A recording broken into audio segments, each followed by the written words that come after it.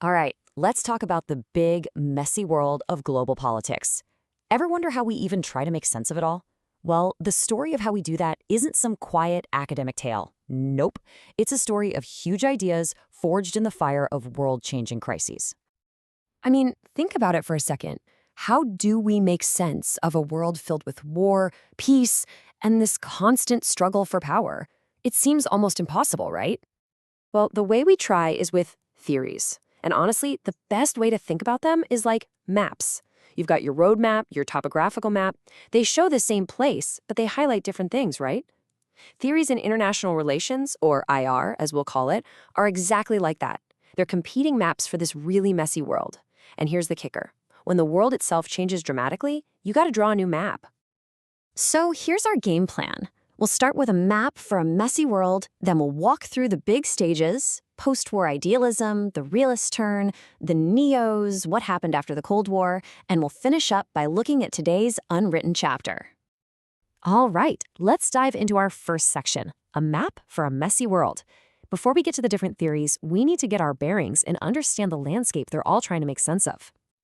So, what is international relations?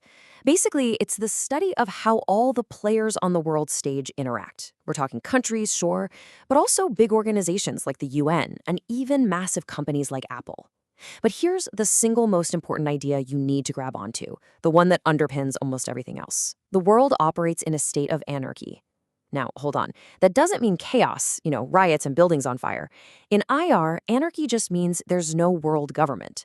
There's no global police force, no 911 to call when things go wrong between countries. And that one fact changes everything. Okay, on to stage one, post-war idealism. International relations as a field of study wasn't born in some dusty university library. Nah, it was forged in the absolute inferno of a global catastrophe. And that catastrophe was World War I. I mean, the devastation was just unimaginable. The sheer scale of the killing led people to call it the war to end all wars. It felt like the old way of doing things, of secret treaties and power politics, had completely and utterly failed. So there was this desperate global cry for a new way of thinking, a way to make sure this could never happen again. And the answer to that cry was idealism. This was a profoundly optimistic way of looking at the world. Idealists said, hey, maybe war isn't inevitable. Maybe human beings can do better. They believed that we could actually build a more peaceful world through things like international organizations, spreading democracy, and getting everyone to agree on the rule of law. And this wasn't just talk, stuff for classrooms. The great real-world experiment of idealism was the League of Nations. Its whole foundation was this idea of collective security, basically an all-for-one, one-for-all kind of deal. If one country was attacked, everyone else would jump in to defend it. It was a beautiful, hopeful vision for the future. And it was about to crash and burn in the most spectacular way possible. Which brings us right to stage two, the realist turn. Because when that grand, hopeful experiment failed, the backlash was intense. And it gave rise to what is maybe the most influential theory in this entire field.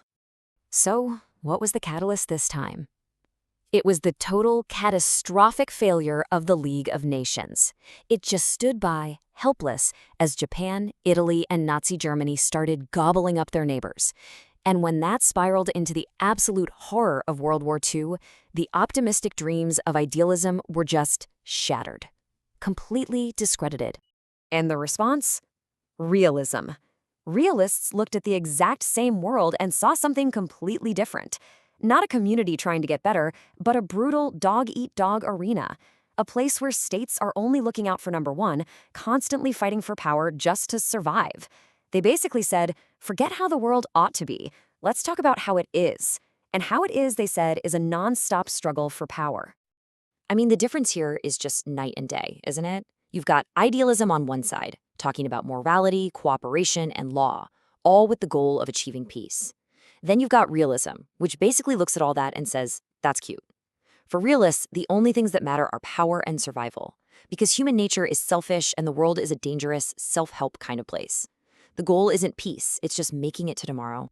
All right, let's move on. For a long time, that was the big debate, idealism versus realism. But then came the Cold War, this long, tense, staring contest between superpowers. And that new reality called for a new, more, well, scientific way of looking at things. This is where we get to stage 3 and 4, the NEOs. The catalyst, of course, was the Cold War itself. This standoff between the US and the Soviet Union created this bizarrely stable but also terrifying system. And a lot of thinkers started to feel like the old explanations, it's all about morality or it's all about human nature, just weren't cutting it anymore. They wanted to find the deep underlying rules of the system, almost like a physicist searching for the laws of gravity. And that gave us neorealism. This is a really important shift. Instead of blaming conflict on selfish human nature, neorealists blamed the structure of the world system itself. The logic goes like this. Step 1, the system is anarchic, right? No world government. Step 2, that forces every country into a self-help situation where you can only rely on yourself. Step 3, in a world like that, your number one goal is just survival. And step 4, how do you guarantee survival? By getting more power. See, it's the system that creates the power struggle, not necessarily bad people. But naturally, there was a counterpunch. It was called neoliberalism, and what's so interesting is that they started from the exact same place as the neorealists. They said, yep, the world is anarchic, yep, it's a self-help system. But then they said, that's not the end of the story. They argued that even purely self-interested countries will choose to cooperate because things like international organizations, and especially being economically tied together, just make cooperation a much better deal. It builds trust and makes war way too expensive for everyone involved. So that brings us to stage 5, the world after the Cold War. For years, the big fight was between the neorealists and the neoliberals. They dominated everything. But then something happened that absolutely none of their maps could explain, and it blew the whole field wide open all over again. The catalyst this time? The completely sudden and peaceful collapse of the Soviet Union in 1991. Think about it. This wasn't a giant war like the realists might have predicted. The superpower just dissolved. The main theories, the neos, which were so focused on power and structures, were totally blindsided. They had no good explanation for how this could have possibly happened. And when your main maps are suddenly proven wrong, it creates this huge intellectual opening. The end of the Cold War really challenged the dominant theories, and that space allowed for all sorts of alternative and critical ideas to finally get a hearing. It was like a call went out for new map makers with totally new ideas about how to draw the world.